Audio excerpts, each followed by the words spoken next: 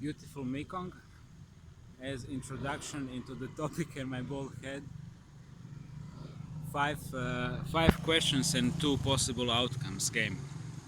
So right now, when I was purchasing this sugarcane juice, a guy said hello and he was about to ask me where you from, and I said, where you from? Please, I'm not gonna play this game, I'm sorry about this, just juice. And they like went like this, but I was very quick to avoid the whole crowd and just get off. So why am I anymore answering the question where are you from? Because I call it 5 questions, 2 outcomes, 10 to 20 minutes of my energy rape game, and I'm not playing it anymore. And I'm gonna be honest about it. So Khmer people, they can only ask you 5 questions. Where are you from? How long you in my country? How long you stay in my country? What do you do? Are you married? And according these 5 questions, and pretty much in this order, they gonna figure it out. Are you loyal? Are you good? Or do you have money? If you are good, then the word for a friend has the same meaning as again. I forgot the word, but I understand the meaning. So after that, he's gonna try to somehow attach himself to you and get a profit.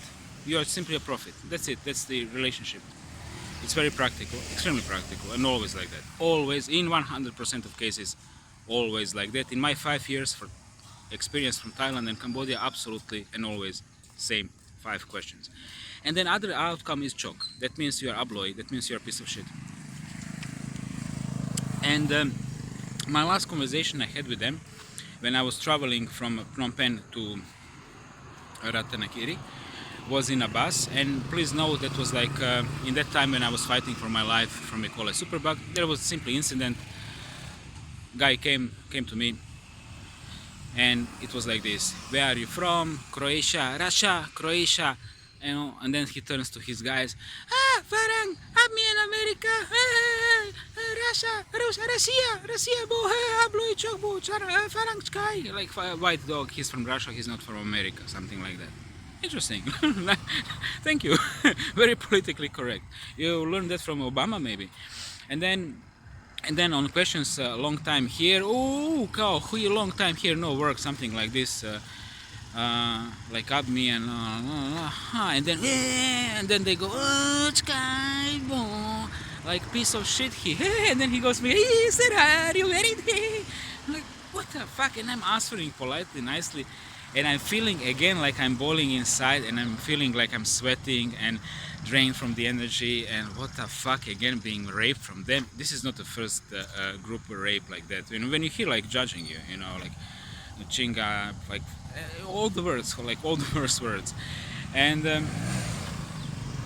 then when I answered that, I was really thinking about this thoroughly so many times. But guys, we are empaths, we are not psychopaths. Therefore, we need to learn from the psychopaths.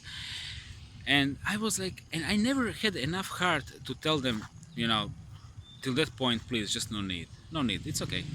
I never had this simply this guts to do that. And then one day, Mr. Smiley came to me in the bus, same bus. Phnom Penh, Ratanakiri. Ratanakiri is the poorest province up north, and Phnom Penh is the capital. How long? 10 hours, 12. Mr. Smiley came to me. I call this guy, which is coming from the group, to ask me strategic questions, get information, and then use that against me. And I simply said, first time, please sir, no need sir, no need. And he couple of times went, where you from? No need sir, no need. And then he immediately went to the French couple in front of me, started to show them pictures, all the usual con game. I'm a teacher in a small community, come visit me, blah blah blah. You come visit them and then they rape you for the money forever. Normal game. People simply need resources, that's how it is. And they are pretty much very skilled into the NGO business. Believe it or not, there are people among them, they know how to play this game. So he was player. And then after that, after 3 days, I saw this French guy passing in the Banlung by me, and he looked at me like with a look like this, like, asshole, why didn't you tell me? Like, he really had this like look, like come on. And because he noticed and he commented this at the time like antisocial. Yeah, probably. This is the game what people He was simply, in my opinion, a virgin in the Southeast Asia. You know, if you're a virgin in the Southeast Asia, you need to have a sex, you need to make love, and you need to be raped in order to understand the difference between those three things. This was pretty much a brain rape, as we say in Croatia, jebanje u zdrav mozak. And then I simply came to that phase that some time ago I was sitting by a Mekong up like 1 mile up and drinking cocoa, and one beautiful, with her, like I would say early or mid-20s Chinese girl came to me and in very good English said, "Can I take a seat here, 2 benches?" I said, "Sure." And I immediately like started to pack my things, and she started, "Oh, I've seen you here before." And I was like, "Oh, I'm about to go now." And she was like, "Oh." It was rude. It was obvious that I went away because of her, because before that I was really chilling and watching this beautiful, beautiful river. I really loved this river. Totally loved it. Always loved it. Before I've seen it, I just loved it. I don't know why. I just love it. And I do apologize, but you really need to understand my point. Your logic is way too simple. If a white guy doesn't fit in your roles, like if I'm not a rich tourist, or if I'm not a teacher, then I'm immediately a piece of shit. And then you say it. First you ask me, put Khmay, put Thai, pasa Khmay, yeah, pasa Khmay, Chkay. I say nothing, because why would I? And then I listen to bullshit. I do the same trick with French, for example. I love that. and yeah, that's it. If things were different, maybe we would be conversing, but you know, I just gonna mention a few things: geography, history, science, philosophy, religion, movies, books, preferences, opinions on ganja oil, opinions on the conspiracy, opinions on the telepathy. Why all human relationships need to be, I am hunting you for the money, you are hunting me for the money, we are beasts to each other, and if I can't snatch any money from you, and with this, this is the key point.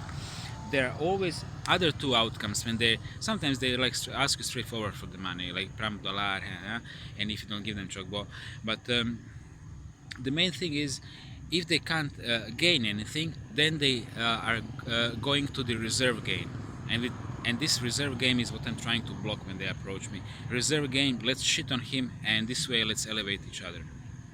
And this game, you know, Khmer really playing this game far more than Thais. Thais, I really have to say, are far more polite when it comes to this interhuman relations, and staring in the eyes, they don't do that and stuff like that. They also go like Farang, Chkay and Pai and so on, but in a less degree than these guys here. But they also kill white people as well in Thailand, big time, like skulls broken left and right, you know what I mean. Yeah, this is the thing which really bothers me. If there is no gain, then they really go and humiliate me, and I really don't like these public humiliations, especially in Phnom Penh. This was happening. Like in Phnom Penh, it was I wouldn't say real common, but it was really happening more than few times. That I'm simply going through the street, and then some Khmer start shouting Chock Barang, high nasal voice, and then whole street goes ha ha ha ha, you know, like mocking, and I was like, yeah, whatever. And over what? Over simply pointing. That's the whole point, you know. Sometimes they don't even say that you are a white dog. They simply go bah, bah, like that, like a children, you know. In some occasions, like you know, imitating before stages of dogs before barking. That was more in Ratanakiri, in Tawang, more habit here than this is. The Krat is far more civilized. I mean, I really have to say.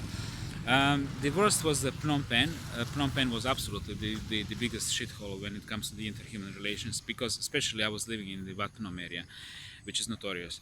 I mean, not really notorious, but known for problems and hookers and pickpockets and so on. And long story, really, I was like really living surrounded by the sweatshops, and sometimes they really smelled on sweat when they had working action. So, okay, I'm going now a bit too far. But just explaining my feelings. 5 questions, 2 answers, and then after that 2 possible outcomes. If I can't get anything from you, then I will humiliate you. I'm tired of that game, really, totally.